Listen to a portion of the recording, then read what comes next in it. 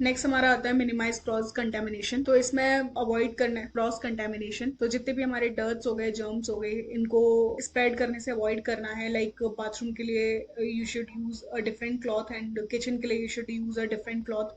Like bathroom के लिए blue use करना है, फिर किचन के लिए ग्रीन यूज करना है। तो इस तरीके से क्रॉस कंटेमिनेशन से बचना है, ताकि एक जगह से जो डर्ट और जर्म्स हैं वो दूसरी जगह स्प्रेड ना हो। नेक्स्ट हमारा आता है इंश्योर प्रॉपर वेंटिलेशन। जब भी आप क्लीन कर रहे हैं तो प्रॉपर वेंटिलेशन को इंश्योर करना है। खिड़की और दरवाजे हमेशा खुले होने चाहिए, ताकि इंश्योर हो सके कि फ्रेश एयर जो है वो आ रही है, प्रॉपर वेंटिलेशन हो रहा है। और नेक्स्ट है हमारा ड्राई सरफेस आफ्टर क्लीनिंग। जब भी आप मोप कर रहे हैं, मोपिंग कर रहे हैं या फिर क्लीन कर रहे हैं, तो उसके बाद जो सरफेस है उसको हमेशा ड्राई करना है, ताकि वाटर मार्क ना पड़े या फिर स्ट्रीक्स वगैरह ये सब ना हो, या फिर जो भी हमारा क्लीन किया हुआ है वो हैम्पर ना हो। स्पेशली जैसे कि बाथरूम में, बाथरूम को प्रॉपर ड्राई करना है या फिर किचन को प्रॉपरली ड्राई करना है आफ्टर द क्लीन। नेक्स्ट हमारा आता है डिक्लिटर बिफोर क्लीनिंग। मतलब जो भी हमारा क्लीनिंग को स्टार्ट करने से पहले जो भी रूम है उसका सामान सारा हटाना है, ताकि प्रॉपर क्लीनिंग हो सके। क्लीनिंग करने के बाद प्रॉपरली उसको क्लिटर करना है, प्रॉपरली उसको व्यवस्थित कर देना है। नेक्स्ट है हमारा पे अटेंशन टू डिटेल। सभी एरियाज पे फोकस करना है। जो हमारे हाई टच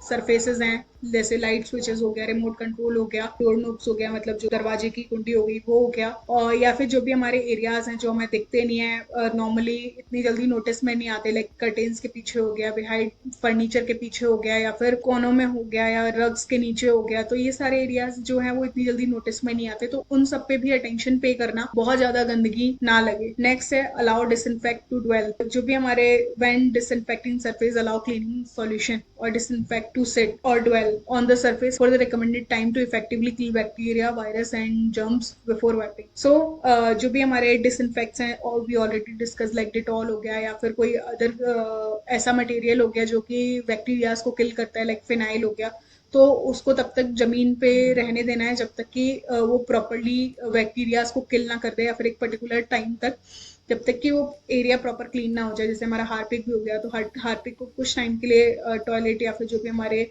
बेसिन्स वगैरह उन पे छोड़ना है, ताकि वो प्रॉपरली बैक्टीरियाज को किल कर सके और उसको क्लीन रख सके। नेक्स्ट हमारे रेगुलर क्लीनिंग शेड्यूल्स हैं, उसको फॉलो करना है।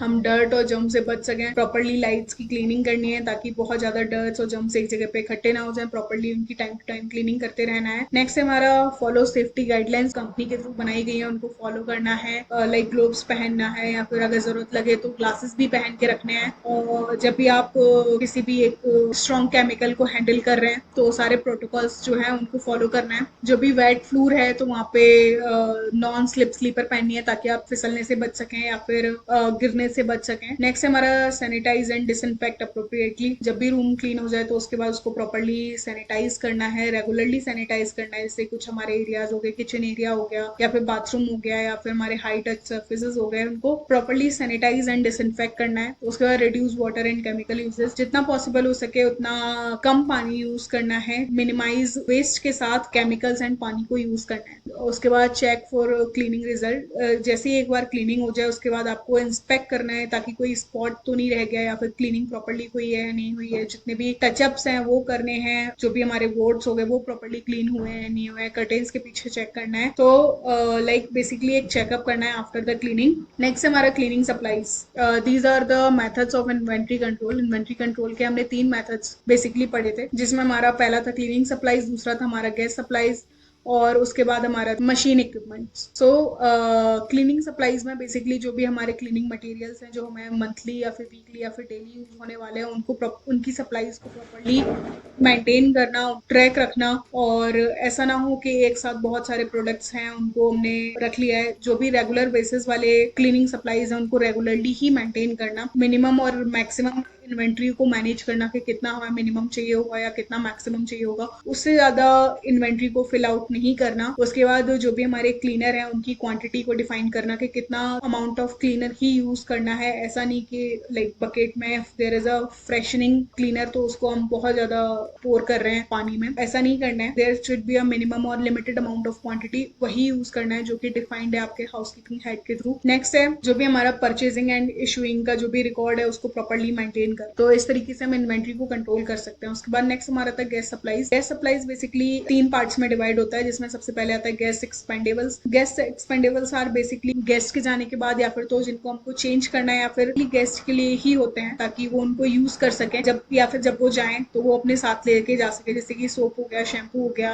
अदर अमेनिटीज हो गई जैसे coffee sachet, sugar sachet, milk sachet, सिर्फ गेस्ट के यूज के लिए होता है। And if they want to take with them तो they can take with them. जब भी हमारा न्यू चेक इन होता है उससे पहले ये सारी चीजें हमें चेंज करनी पड़ती है। नेक्स्ट है guest essential. Guest essential is something जो कि रूम में उनके यूज के लिए रखा जाता है। They can not take that item. जैसे कि हमारा एशट्रेज हो गए या फिर ग्लासेस हो गए, वो गेस्ट के यूज के लिए हैं, but they can not take that item with them. Next आता है हमारा guest loan items. Guest loan item is basically these are the items maintained by housekeeper. Guest के ऑन रिक्वेस्ट बेसिस पे उनके लिए अवेल किए जाते हैं, जैसे कि हमारा आयरन हो गया या फिर ड्रायर हो गया। ये सब ऑन रिक्वेस्ट ही प्रोवाइड किया जाता है, ये ऑलरेडी रूम में नहीं होता है गेस्ट के लिए। उसके बाद नेक्स्ट हमारा थर्ड आता है मशीन इक्विपमेंट्स। तो जो हमारे हाउसकीपिंग एग्जीक्यूटिव होते हैं वो रिस्पॉन्सिबल होते हैं कि ये चेक करने के लिए जो भी हमारे हाउसकीपिंग डिपार्टमेंट्स में हैं और जो भी काम कर रहे हैं उनके पास प्रॉपर टूल्स अवेलेबल हैं या नहीं है, मशीन्स अवेलेबल हैं या नहीं है, उनके जो भी उनको टास्क असाइन हुआ है उसको प्रॉपर्ली करने के लिए। तो नेक्स्ट हमारा आता है उसके बाद ऑर्गेनाइजिंग द हाउसकीपिंग डिपार्टमेंट। मतलब हम हाउसकीपिंग डिपार्टमेंट को कैसे ऑर्गेनाइज कर सकते हैं। तो इसमें जो प्लानिंग होती है that is the most important function of housekeeping department और हाउसकीपिंग मैनेजर की सारी चीजों के लिए प्लानिंग करना। तो जिसमें सबसे पहले आता है हमारा area inventory list. Area inventory list में एक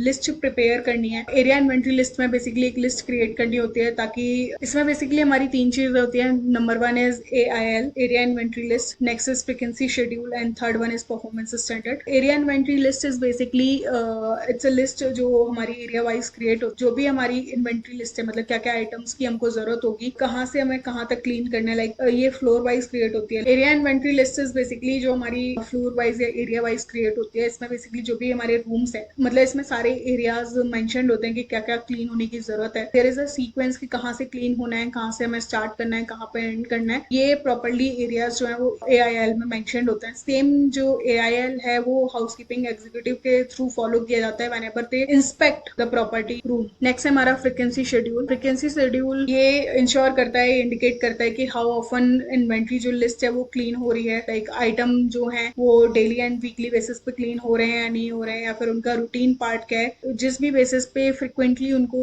चेक करना कि वो प्रॉपर्ली क्लीन हो रहे हैं या नहीं हो रहे हैं। नेक्स्ट है हमारा परफॉर्मेंस स्टैंडर्ड। एक वर्क की क्वालिटी को डिफाइन करना, किस तरीके की क्लीनिंग जो है वो होटल में होनी है, किस तरीके की क्लीनिंग जो है वो इंश्योर करनी है, उसके अकॉर्डिंग चेक करना और उसके अकॉर्डिंग काम करना। These are the things we learned in this course. These were the basic thing about the housekeeping. आगे आने वाले पार्ट में हम टेक्निकल पार्ट सीखेंगे, किस तरीके से हमें क्लीनिंग करनी चाहिए, कौन से मेथड्स यूज करनी चाहिए। About the cleaners we learn कि R1, R2, R3 और भी जो क्लीनर्स है, कौन सा क्लीनर किस चीज के लिए यूज किया जाता है, कौन से क्लीनर में कौन सी चीजें आती हैं।